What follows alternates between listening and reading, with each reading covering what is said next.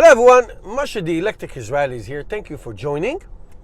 In an evening, a nice night, not evening, it's night already, nighttime, 7:40, in North New Jersey, on my Tesla what a Freudian slip, on my Tesla Model Y. The subject is, of course, the Tesla Cybertruck, which I put a $100 deposit at the night when it was launched in, I think, November 21, 2019. Let me tell you just something right off the bat. I never in my life owned a truck, a pickup truck. Never, ever, not even one time. I owned anything you can imagine, and I drove on anything you can imagine, between sports cars and SUVs and trucks of friends and whatever, but I never owned one. And because I had no need for it. And I was sure 100% when Tesla unveiled the Cybertruck, I was 100% sure, 1000% sure that there's no way I'm doing, because this is not what I do. And when I saw the Cybertruck, I was like, this is an engineering design marvel. And not only me, more than 1 million people like me put a hard-earned cash of $100, and by the time it was actually start to be delivered, 23, really 24, it was obviously a total and complete failure in terms of deliveries. From over 1 million reservation, maybe 50,000 or so were delivered.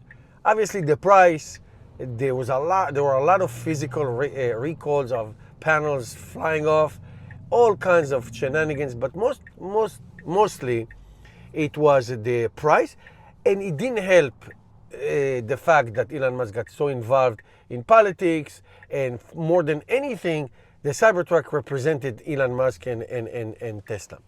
So I waited, and the cheaper model came, but it was so downgraded. You know, I was thinking, my convincing argument to my wife, which hates the Cybertruck, even though and against it from day one, not because she loves Tesla, she's drive this car that I'm driving now. Even though she hates it, she was willing to say, listen, 500 miles range, 800 kilometers, and $70,000, this is what I reserved. I reserved it. This is what I reserved at the time that I reserved. But now, you know, the Cyber Beast, I know it comes with autopilot, with full self-drive and everything. The Cyber today is like, what, $114,000. Yes, it has a option for free supercharging. So we were going to buy it. We're going to do a cross country at one point in our life, but it's just not. I mean, you cannot justify this. You cannot justify this as and of course, the design. I drove it. I think it's the best Tesla. I drove every Tesla that exists. The Plaid, Model X, Model S, all of them. I own 4 Teslas. The Cybertruck is the best Tesla that was ever made. The best one, with the air suspension and the steer-by-wire and everything. It's a great car. It's a great freaking car. Don't get me wrong. However, the price and everything that it's just priced everybody out. Most people are priced out. And you know, the recalls didn't help, but the politics didn't help. So finally, a few days ago, with real sadness, I was really waiting. I made so many videos. I was so excited about the Cybertruck and how it's going to be and this and that. It's going to be great. It's going to be awesome. And I finally canceled my reservation. It's something that I don't do. This is out of my character. This is not what I do. Usually I decide and I do. But even I'm aggressive, and sometimes I'm not reckless, but sometimes, you know, I want something, I get it, I don't care, kind of a thing. But this one, even to me, didn't make any economical sense. Now, just to tell you, and this wouldn't be affecting me personally because I'm not a contractor and I'm not going to use it for some manual work. The